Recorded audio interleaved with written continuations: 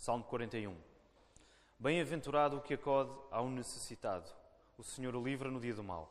O Senhor o protege, preserva-lhe a vida e o faz feliz na terra. Não o entrega à descrição dos seus inimigos. O Senhor o assiste no leito da enfermidade. Na doença, tu lhe afofas a cama. Disse eu, compadece-te de mim, Senhor. Sara a minha alma, porque pequei contra ti. Os meus inimigos falam mal de mim. Quando morrerá, e lhe parecerá o nome? Se algum deles me vem visitar, diz coisas vãs, amontoando no coração malícias. Em saindo, é disso que fala. De mim rosnam à uma todos os que me odeiam. Engendram males contra mim, dizendo, peste maligna deu nele. E caiu de cama, já não há de levantar-se. Até o meu amigo íntimo, em quem eu confiava, que comia do meu pão, levantou contra mim o calcanhar. Tu, porém, Senhor, compadece-te de mim e levanta-me, para que eu lhes pague segundo merecem. Com isto conheço que tu te agradas de mim, em não triunfar contra mim o meu inimigo.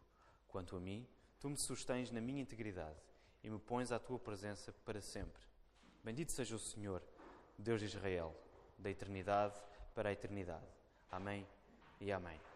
Vamos aproveitar ainda os próximos instantes para nos cumprimentarmos uns aos outros, em particular aqueles que nos visitam.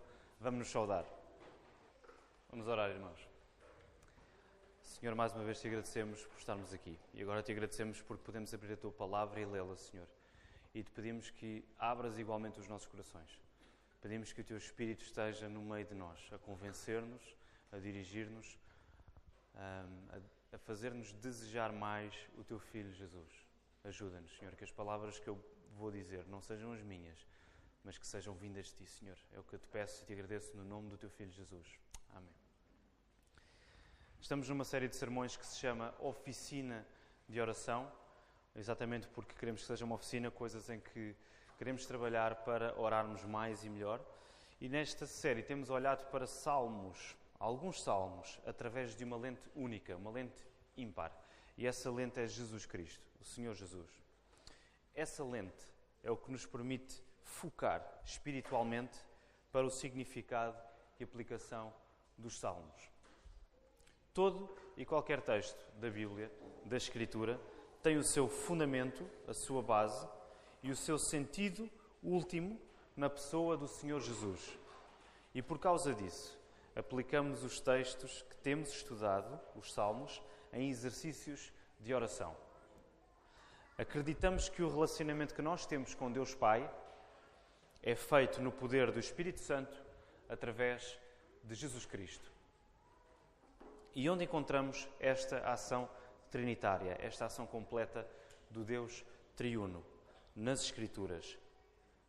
Como nos apropriamos desta ação do Deus triuno? Através da aplicação das Escrituras às nossas vidas. Por isso, acreditamos que é a palavra que nos dá o vocabulário espiritual que precisamos para nos relacionarmos com Deus. Nós não queremos depender das ondas emocionais do nosso coração para as coisas que dizemos. Embora admitamos, essas ondas emocionais façam parte da nossa vida, elas fazem parte da nossa vida, mas nós não queremos depender, acima de tudo, nisso. Nós queremos depender do que Deus diz. E tem de ser a palavra a guiar o nosso coração. Portanto, é este o espírito com que nós temos estado nesta série de sermões. E o Salmo 41, tal como todos os outros salmos que nós vimos até agora, é completamente messiânico. É completamente sobre Jesus Cristo. Como sabemos isto? Por causa do versículo 9. Vejam lá no versículo 9. O que é que diz? Até o meu amigo íntimo, em quem eu confiava, que comia do meu pão, levantou contra mim o calcanhar. Foi o próprio Jesus Cristo que citou este versículo 9 no Novo Testamento, em João 13, 8. Não precisam de abrir, mas o Evangelho de João, no capítulo 13, versículo 18, peço desculpa, diz assim: Jesus está a falar para os discípulos, antes da última ceia, antes de ser entregue, antes de ser crucificado. Jesus está no seu último momento com os discípulos e ele diz assim: não falo a respeito de todos vós, pois eu conheço aqueles que escolhi. É antes para que se cumpra a Escritura. E Jesus aqui vai citar Salmo 41, 9. Aquele que come do meu pão levantou contra mim o seu calcanhar. Então, sem esta chave, nós não podemos abrir o Salmo da maneira certa. Sem a chave de Jesus Cristo, nós não podemos abrir este Salmo da maneira certa. É Jesus que está a dominar este Salmo 41. Então, a experiência do autor humano deste Salmo, e quando eu digo autor humano, refiro-me à pessoa que escreveu, à pessoa humana como nós que escreveu, porque sabemos que a Bíblia tem o autor divino, que é o próprio Deus, e trabalha ao mesmo tempo com o autor humano. E neste caso, David escreveu este Salmo. Então, a experiência do autor deste Salmo, que é David, é dominada pela doença. Há muitas referências à doença física de David. Há um sofrimento específico causado pela dor física e enfermidade do rei David. Mas não esqueçamos uma coisa, voltemos a colocar os nossos olhos em Jesus. Jesus, sendo homem, identifica-se com cada aspecto da nossa vida, até mesmo a doença. E eu acho que já lemos este texto hoje de manhã na escola dominical, Hebreus 4,15. Não precisam de abrir, eu vou ler. Hebreus 4,15 diz assim: porque não temos sumo sacerdote que não possa compadecer-se das nossas fraquezas. Antes foi ele tentado em todas as coisas, à nossa semelhança, mas sem pecado. E neste versículo, quando nós vemos que Jesus foi tentado em todas as coisas, talvez a palavra tentado seria mais bem percebida se fosse traduzida para testado. Ele foi testado em todas as coisas. Jesus não podia ser tentado por causa do pecado interior da maneira como nós somos tentados por causa do nosso pecado interior. Porquê? Porque Jesus não tinha o quê? Jesus não tinha pecado, Jesus não era pecador, não tinha nenhum pecado. Mas à parte disso, Jesus foi testado em todas as coisas como nós. Ele também foi testado em sofrimento físico, em dor, em doença. E por isso, Jesus identifica-se com nós perfeitamente.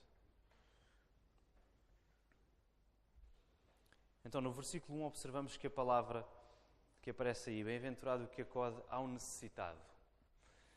A palavra necessitado aqui aparece no singular, apenas uma pessoa. Então, não temos aqui a ideia de uma generalidade, de um grupo de pessoas necessitadas em vista. Não é um grupo de pessoas que está aqui em vista, é apenas uma pessoa. Bem-aventurado aquele que acode ao necessitado, apenas uma pessoa. E esta pessoa é o Filho de Deus. É Jesus, que aparece aqui como aquele que é necessitado, como aquele que é fraco, como aquele que é doente. Logo, a bem-aventurança que o versículo está a dar, aplicada no versículo 1, é para quem considera Cristo, para quem olha para o Filho de Deus. Este homem aflito e necessitado. E recordamos ainda a Escritura, que fala acerca de Jesus, ainda no Antigo Testamento, profeticamente sobre Jesus. Isaías 53, no versículo 3, diz assim: era desprezado, refere-se a Cristo, era desprezado e o mais rejeitado entre os homens, homem de dores e que sabe o que é padecer. E como um de nós, e como um de quem os homens escondem o rosto, era desprezado e dele não fizemos caso. Portanto, o Salmo fala da experiência pessoal de David, mas acima de tudo, é Cristo que está a dizer estas coisas. É Cristo o necessitado, é Cristo o rejeitado, é Cristo aquele que sofre. Mas então podemos perguntar, como é que nós podemos identificar Jesus como a figura central deste Salmo, se no versículo 4, e vejam lá o versículo 4, o que é que diz o versículo 4? Diz assim: disse eu, compadece-te de mim, Senhor, sara a minha alma, porque pequei contra ti. Como é que nós podemos identificar Jesus como a figura central deste Salmo, se neste versículo 4 nós lemos o autor dizer que pecou contra Deus? Nós podemos identificar Jesus pelo seguinte motivo: Jesus identifica-se tanto com o seu povo, tanto com aqueles que são seus, ao ponto de ele confessar os pecados do povo como sendo os seus próprios pecados.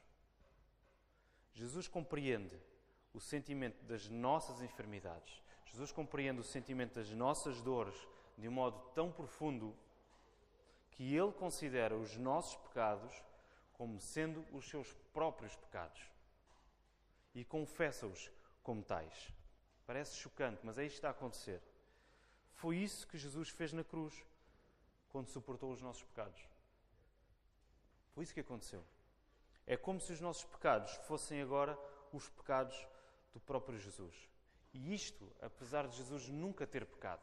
Jesus não pecou, ele não teve em nenhum momento qualquer pecado, mas ainda assim, a palavra está-nos a dizer, este versículo, sara a minha alma porque pequei contra ti. A identificação de Jesus connosco é tão grande que ele vai ao ponto de considerar os nossos pecados como os dele. No momento em que ele está na cruz a absorver a culpa, a absorver a ira de Deus, os nossos pecados são considerados como se pertencessem ao próprio Senhor Jesus. Quão impressionante é esta afirmação, irmãos. E no Novo Testamento lemos, em 2 Coríntios 5:21, aquele que não conheceu pecado, Jesus, ele o fez pecado por nós. Deus o fez pecado por nós, para que nele fôssemos feitos justiça de Deus. Aquele que não conheceu pecado, ele o fez pecado por nós. É impressionante. É isto que está a acontecer aqui no versículo 4. Este salmo é todo acerca de Cristo. E nos versículos 5 a 8, nós lemos o que os inimigos do salmista, e neste caso aplicamos diretamente a Jesus, portanto, o que os inimigos de Jesus diziam a seu respeito. E vemos várias coisas que eles dizem. Quando morrerá, e lhe perecerá o nome. Eles estavam à espera que Jesus morresse, que Jesus caísse. Se algum deles me vem visitar, diz coisas vãs, amontoando no coração malícias. Em si ainda é disso que fala. Rosnam contra mim os que me odeiam. Engendram males contra mim e dizem, peste maligna deu nele. Caiu de cama, já não vai levantar-se. E neste grupo de inimigos estava incluído o amigo íntimo de Jesus. Alguém íntimo de Jesus. Aquele que é referido no versículo 9, o primeiro versículo que vimos. Aquele de quem se diz, até o meu amigo íntimo em que eu confiava, que comia do meu pão, levantou contra mim o calcanhar. Sabemos que esta pessoa em quem Jesus confiava e a quem Jesus considerava como amigo íntimo é Judas Iscariotes, como lemos em João 13:18. Aquele que o traiu. Aquele sobre quem Jesus disse, eu não me refiro a todos vós, para que se cumpra a Escritura, mas eu sei quem é aquele que come do meu pão e me vai trair. E levanta o calcanhar contra mim, que é como diz a expressão. Sabemos isso porque o verso foi aplicado diretamente por Jesus em João. E no final do Salmo, nos versículos 10, 11 e 12, lemos uma oração do salmista pedindo misericórdia e justiça. Diz assim no versículo 10 até 12, Tu, porém, Senhor, compadece-te de mim e levanta-me, para que eu lhes pague segundo merecem. Com isto conheço que tu te agradas de mim, a não triunfar contra mim o meu inimigo. Quanto a mim, tu me sustens na minha integridade e me pões à tua presença para sempre. O rei David, o autor humano deste salmo, pede a Deus que o livre da sua condição, da sua doença, da sua aflição, para que ele possa agora retribuir justamente àqueles que maquinam o mal contra a sua vida. Este desejo de David em fazer justiça também nos mostra a fidelidade de Deus em preservar o seu povo, em preservar o povo de Israel e a terra onde o povo habita. É isso que diz o versículo 2. O Senhor o protege, preserva-lhe a vida e o faz feliz na terra. Este desejo de justiça da parte de David também mostra a fidelidade de Deus em preservar o seu povo e a terra onde o povo habitava. E isso fazia parte da aliança que Deus tinha estabelecido com o povo. O povo iria ser preservado por Deus, iria possuir a terra, se o povo se mantivesse fiel a Deus. E David queria ser fiel a essa promessa. Por isso ele fala neste desejo de justiça. David quer ser fiel a essa aliança de Deus. Por outro lado, nos mesmos versículos, ao percebermos este desejo até de vingança nas palavras de David, é necessário entendermos que não é da vontade do salmista executar vingança pelas suas próprias mãos. David tem a consciência disso, pois David sabia muito bem que a vingança pertencia ao Senhor. David conhecia a Escritura, ele sabia que a vingança pertencia ao Senhor. É o que diz Deuteronômio 32, versículo 35. Quando Moisés está a escrever, ele diz: minha é a vingança. A vingança pertence ao Senhor. David sabia isto. Portanto, David não queria fazer vingança pelas suas próprias mãos. Então, como é que nós entendemos o sentido completo aqui? Só através de Cristo, de Jesus. Porque Jesus é Ele próprio a justiça. Jesus é Ele próprio quem executará o juízo. E esta oração foi respondida na ressurreição de Jesus dos mortos. O autor está a pedir: levanta-me para que eu lhes pague segundo merecem. Jesus foi levantado, foi ressuscitado. Com isto conheço que tu te agradas de mim, em não triunfar contra mim o meu inimigo. Não foi a morte que triunfou contra Jesus, foi Jesus que triunfou contra a morte. Esta oração foi respondida na ressurreição de Jesus e na sua exaltação quando ascendeu aos céus e está sentado à direita de Deus Pai, onde governa sobre todos e de onde aguarda até ao dia em que trará vingança contra os seus inimigos, contra aqueles que rejeitam Jesus, e o dia em que será manifestado como justo juiz de toda a terra, como Rei dos reis e Senhor dos senhores. Portanto, esta oração que David está a fazer apenas ganha o seu significado completo em Jesus. Só Ele poderá vir executar o juízo, executar a vingança, porque Ele é a justiça, Ele próprio é a justiça de Deus. E esta oração foi respondida quando Deus o ressuscitou dos mortos. Ele venceu a morte. Ele ascendeu à direita do Pai e reina agora sobre todos.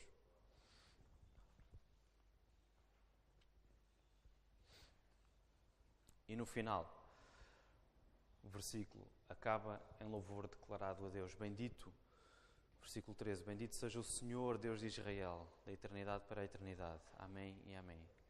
O último versículo não é apenas a conclusão do Salmo 41. É a doxologia, é o louvor, é o cântico de glória para Deus que marca o fim do primeiro dos 5 livros do Saltério. Se repararem nos Salmos, está organizado em livros. E no final do versículo 41, depois aparece livro 2.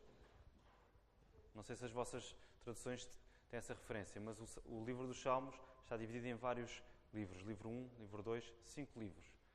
Cada um desses livros termina com uma doxologia, aquilo que é o cântico de louvor, aquilo que é a glória dada a Deus.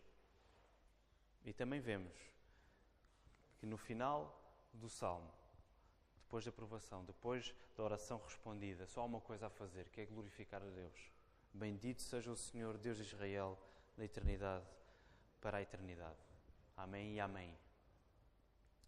Então vamos então, com a ajuda do Espírito Santo, aplicar este salmo às nossas vidas, através de exercícios de oração. Eu sugiro 2 exercícios. Cada um deles tem 2 perguntas.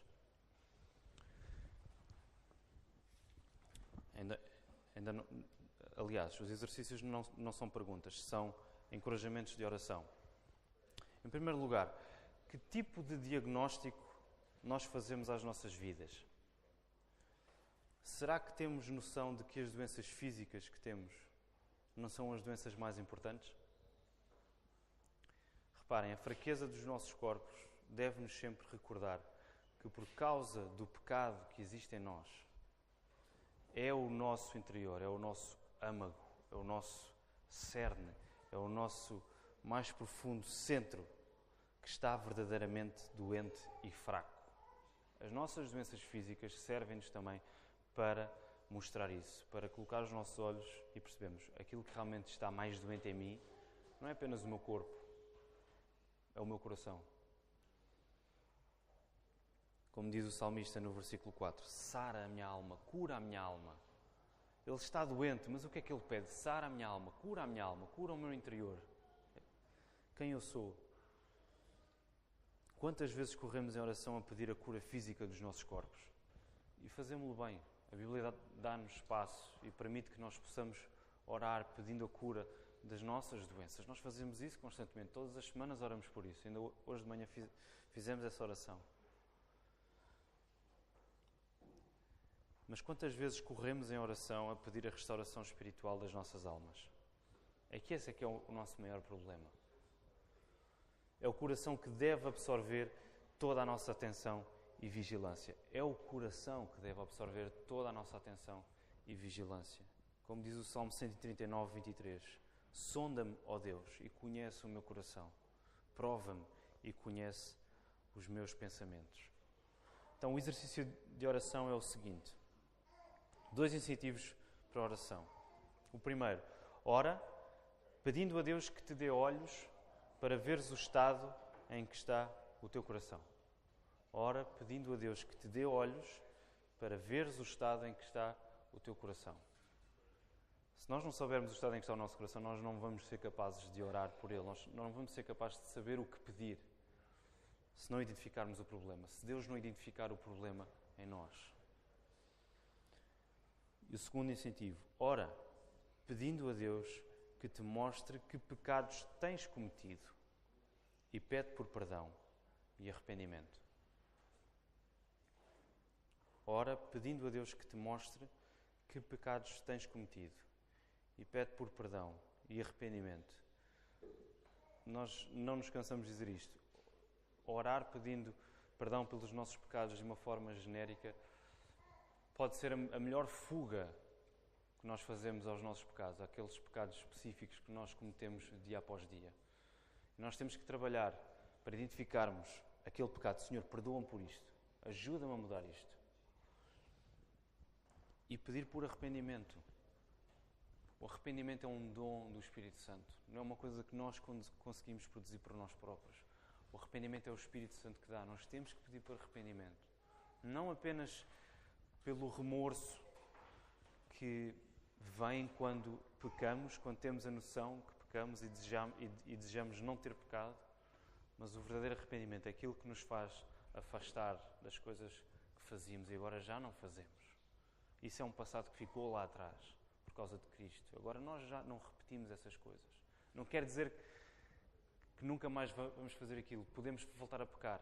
Mas o que é que o arrependimento faz? Nós continuamente pedimos perdão a Deus e afastamos-nos disso. É uma luta constante, mas nós precisamos de estar sempre a pedir por arrependimento ao Espírito Santo. A nossa vida, a vida do cristão, só é uma vida que faça sentido se houver arrependimento. Sempre. Não é uma coisa que aconteceu apenas no dia da nossa conversão, em que nos arrependemos dos nossos pecados e percebemos que éramos pecadores e nos arrependemos. Certo, aconteceu aí também, mas é uma coisa que agora preenche todos os dias da nossa vida. Nós rejeitamos sempre, constantemente, os nossos pecados. Este é o primeiro exercício. O segundo, antes de irmos aos incentivos para orarmos. Costumas chegar à conclusão que as circunstâncias estão contra ti? Costumas sentir que não podes contar nem com aqueles que te são mais próximos? Não é? O salmista dizia isso. Aqueles que me são próximos, esses injuriam a meu respeito, esses armam ciladas, dizem mal de mim, é isso que eles falam toda a hora, quando estão comigo dizem coisas vãs, quando saem dizem mal de mim. Será que costumamos sentir que não podemos contar nem com aqueles que são mais próximos? Será que isto às vezes é um sentimento que nos vem, que ocupa o nosso coração?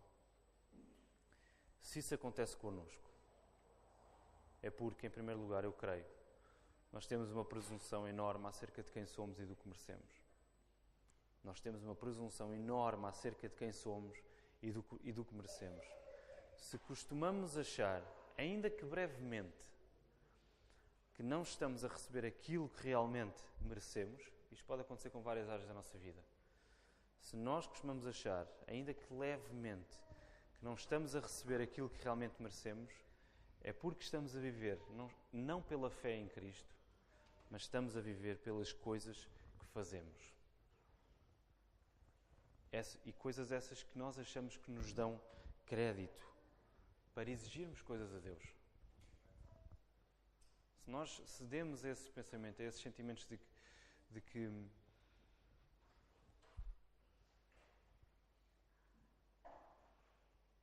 aqueles que nos são mais próximos não nos dão atenção, que nós não recebemos a atenção que merecemos, é porque nós, de facto, temos uma presunção acerca daquilo que achamos que merecemos. Nós assim estamos a viver, não estamos a viver pela fé, nós estamos a viver pelas obras, pelas coisas que fazemos e que nós achamos que nos dão crédito e que nos colocam numa posição de agora sim eu posso pedir coisas para mim. E se todas as outras pessoas não me derem aquilo que eu de facto acho que mereço, então os outros estão errados e eu sou um coitadinho.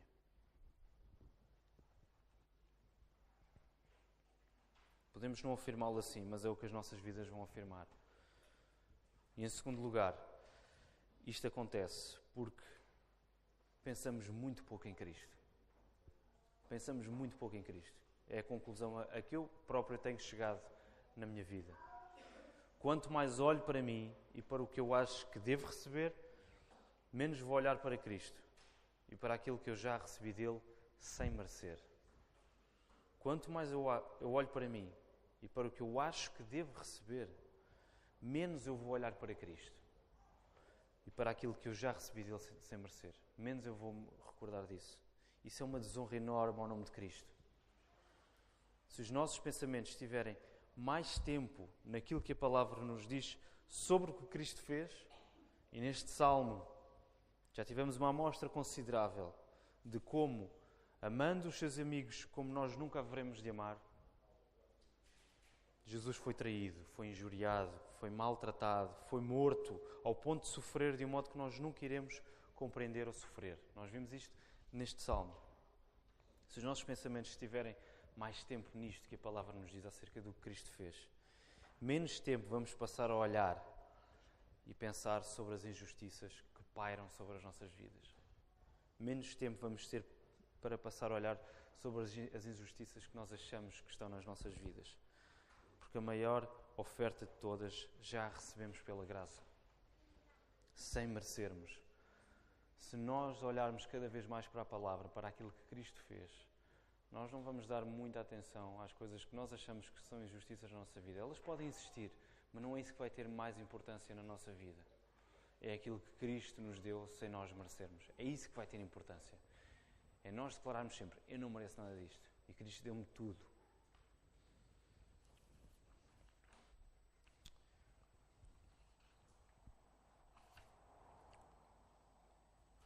Exercício de oração. Ora, pedindo a Deus que desvie os teus olhos de ti mesmo. No primeiro pedimos a Deus que nos desse olhos para olharmos para nós, não foi? E ver o estado em que está o nosso coração. Esse é um bom olhar para dentro, é um bom olhar para nós, é esse olhar crítico que nós devemos ter, esse olhar espiritual. Mas agora oramos pedindo a Deus que desvie os nossos olhos de nós mesmos.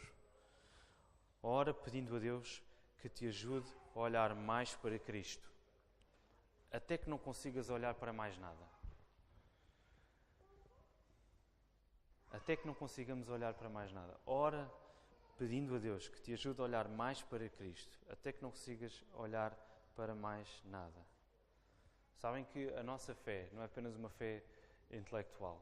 Aqueles que têm frequentado o aconselhamento familiar, temos falado muito sobre isto. Nossa fé é uma fé física, é uma fé das entranhas, é uma fé do estômago, é uma fé que nos faz sentir coisas, ter náuseas e ter prazeres. E ao mesmo tempo que nós vamos ganhando cada vez mais prazer para Cristo, nós vamos ganhar mais desprazer, se assim posso dizer. Vamos ganhar mais náuseas, mais mal-estar com as outras coisas que nos afastam de Cristo.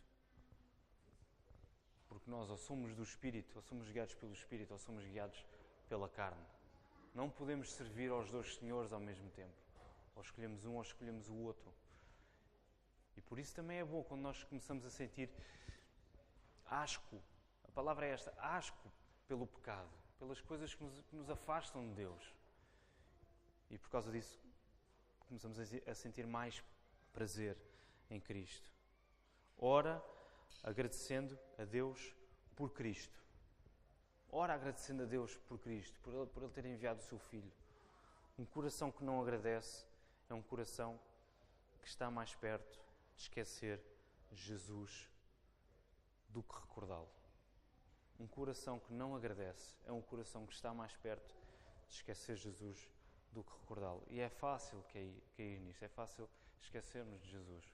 Porque uma das coisas que os desafios nos trazem, os sofrimentos, as provas, é que facilmente ficamos absorvidos em nós mesmos. Facilmente ficamos sozinhos. Parece que não há mais ninguém, que nós ficamos só nós diante do problema. E esta semana Estava a falar com uma pessoa que está a atravessar um período desafiante na sua vida e a certa altura eu dizia-lhe, olha, aquilo que estás a passar agora, o sofrimento que estás a passar por agora, ele não acontece sem um motivo, sem um propósito. Aquilo que acabámos de ler ainda há pouco em Romanos 8:28, todas as coisas cooperam para o bem daqueles que amam a Deus.